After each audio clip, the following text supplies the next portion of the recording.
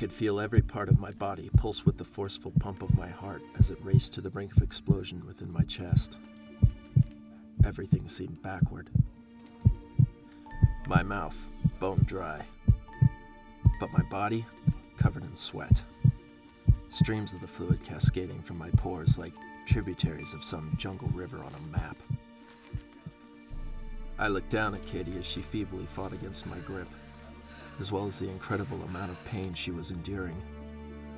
I became completely fixated as I watched the color drain from her face, shade by shade, as if she were some chameleon, blending into the tightly fitted white linen sheets, now stained thick and sticky with bright crimson.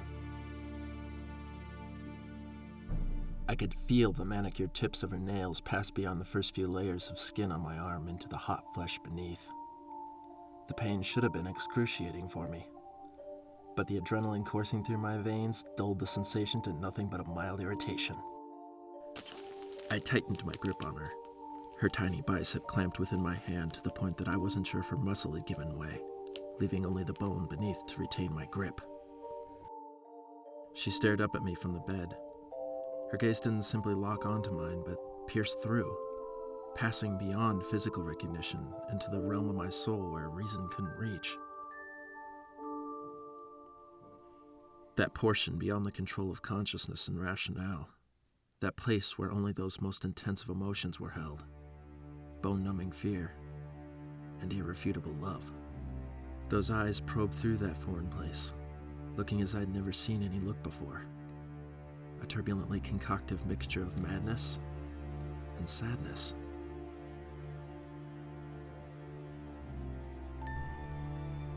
"Why?" Kitty pleaded to me.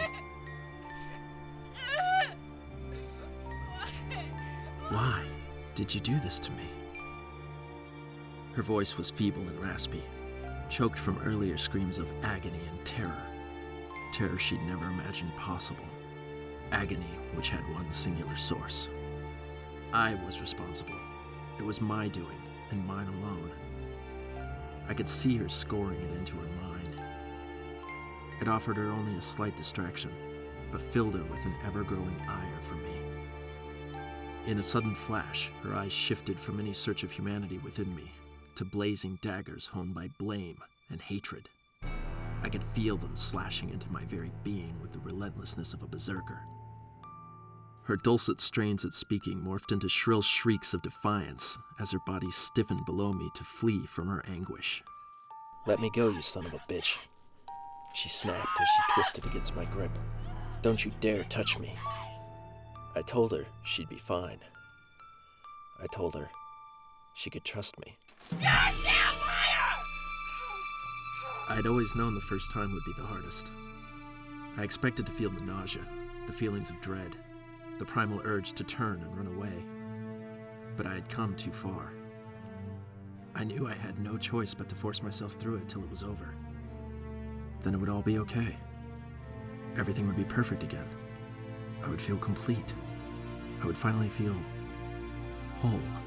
While this prospect filled me with euphoria like I'd never felt, I couldn't imagine ever doing it again. Still, deep down, I knew this would not be my last. As I stared down at Katie's body still twisting against the pain, my mind began to drift back, as if riding an ebbing tide, to when I first saw her.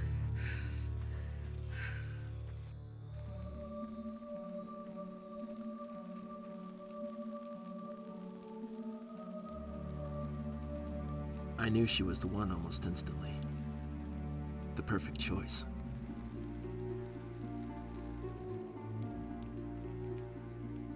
I had my doubts, of course. Was I ready? Was it really what I wanted? What the hell was I going to do afterward? They all placed the seed of question in my mind of whether any of it was worth it.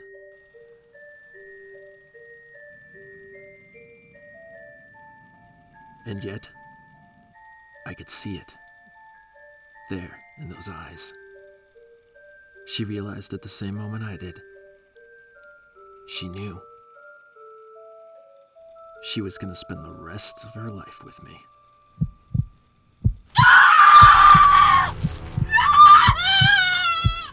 Katie let out a howl that would make a banshee cringe. The screams energized me. My eyes felt as though they would fly from my head. My breathing became more of a slight spasm. The pitch of her wailing grew till I was sure that any glass in the small room would surely shatter. But the anticipation only grew within me, fueling me, bypassing any hint of fatigue that attempted to interfere. Everything began to shrink into darkness.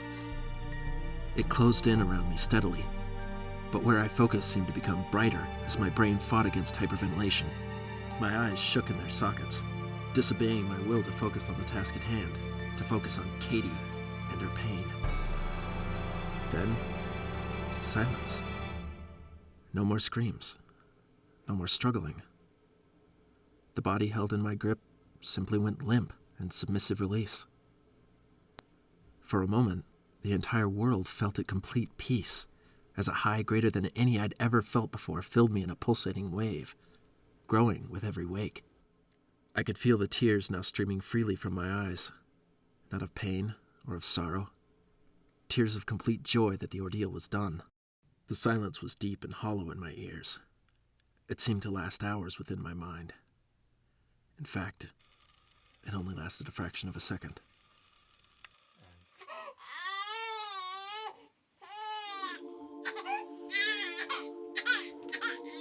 Congratulations, Brian. It's a girl.